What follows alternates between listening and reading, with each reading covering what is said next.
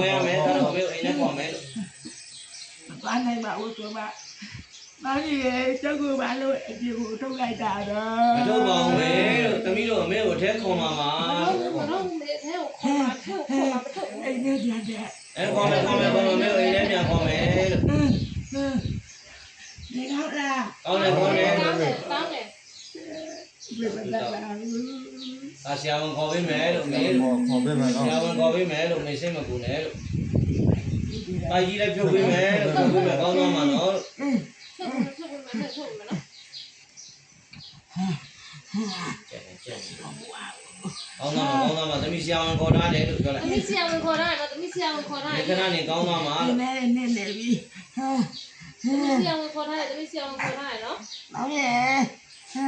တဲ့သွားတော့ ဟာပေးလာနေပြီ အဖေလာနေပြီအဖေလာနေပြီအဖေလာနေပြီအဖေလာနေပြီနော်